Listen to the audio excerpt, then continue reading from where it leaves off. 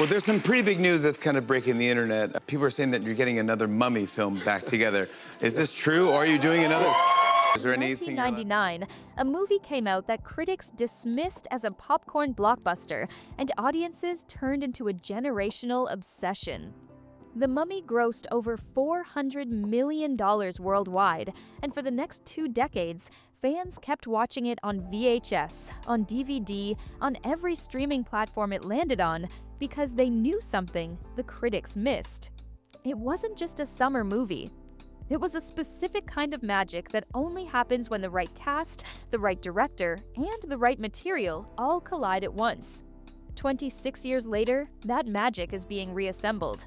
The Mummy 4 is officially in development, Brendan Fraser is back, Rachel Weisz is back, John Hannah is back, and if the reports are accurate, Arnold Vosloo and Patricia Velasquez may be returning as well.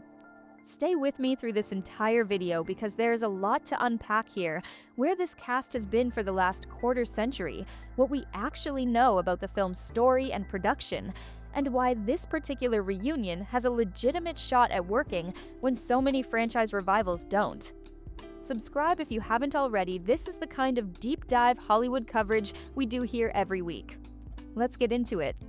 Brendan Fraser played Rick O'Connell as a man who never quite took himself seriously, which was exactly the right instinct for a film that couldn't decide what genre it wanted to be, and ended up being all of them simultaneously. After the first 2 Mummy films, he was everywhere: George of the Jungle, Bedazzled, Looney Tunes, Back in Action, Crash, The Quiet American. He was an action star who could do genuine comedy and drama without any of it feeling like a gear shift. Then his career slowed, and the reasons are documented. Fraser spoke publicly about a 2003 incident in which he alleged that Philip Burke, then president of the Hollywood Foreign Press Association, groped him at a lunch. He stated that attempting to quietly address the aftermath contributed to a gradual withdrawal from Hollywood. He went through a divorce, he dealt with physical health issues, and for a significant stretch of years, the comeback story looked like it simply wasn't going to happen. Then, in 2022, Darren Aronofsky cast him in The Whale. What Fraser delivered in that film, physically committed, emotionally raw, completely controlled, won him the Academy Award for Best Actor. He cried at the podium. The room gave him a standing ovation. And the internet collectively recognized that one of Hollywood's most genuinely likable leading men had found his way back. He is now 57 years old, has publicly joked that getting back into Rick O'Connell physical shape is its own adventure, and has committed to returning to the role that first made him a star. The fact that he's doing this now, after winning an Oscar and having the freedom to make essentially anything he wants, tells you something about how much this character means to him. Rachel Weisz is returning as Evelyn Carnahan, and this cannot be overstated as a development for the franchise. Weisz won her own Academy Award Best Supporting Actress for The Constant Gardener in 2005. She has appeared in The Favorite, Disobedience, About a Boy, and Black Widow in the MQ.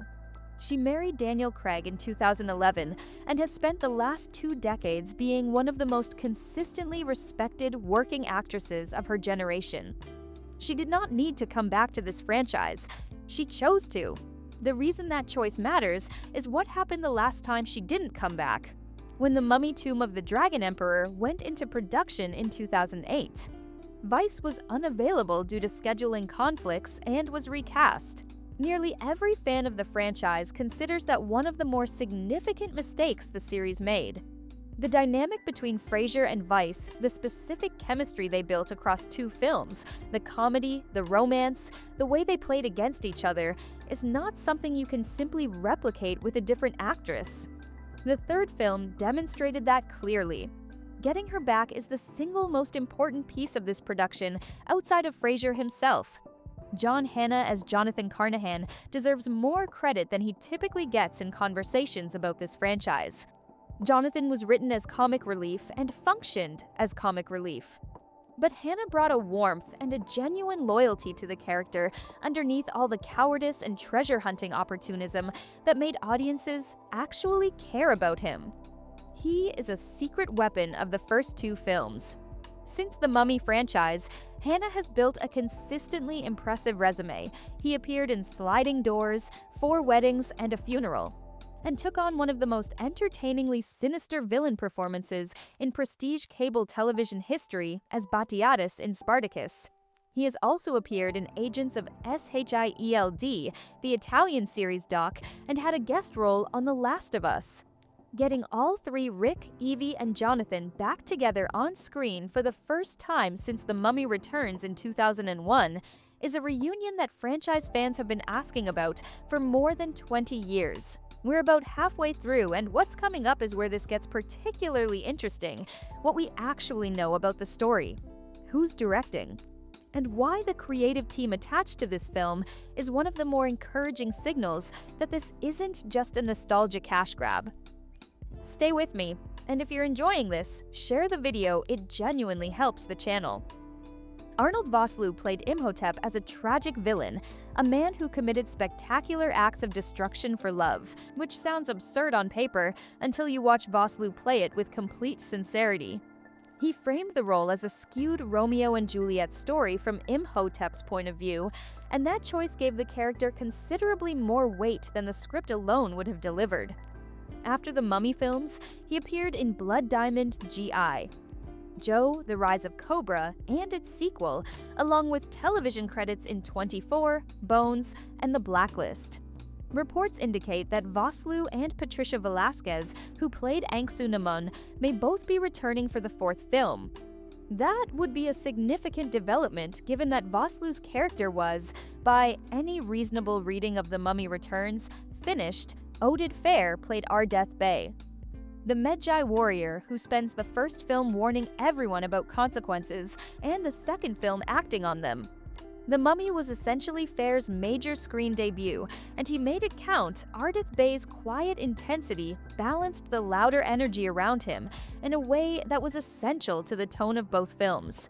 Since then, he has built a solid television career with credits in Charmed, Insis, Once Upon a Time, The Blacklist, and a multi-season run on Star Trek Discovery. He has publicly stated he'd be happy to return, and multiple sources suggest his involvement is expected. Here is the concrete production information currently available. The Mummy 4 is set for release in October 2027, moved up from an original 2028 date. Landing in Halloween season for a film about reanimated ancient curses is the correct call. The directing team is Matt Bettinelli-Olpin and Tyler Gillette, the duo known professionally as Radio Silence, the creative team behind Ready or Not and the most recent Scream films. Their track record is directly relevant here. They understand how to balance genuine horror with character work and genre entertainment with real emotional stakes.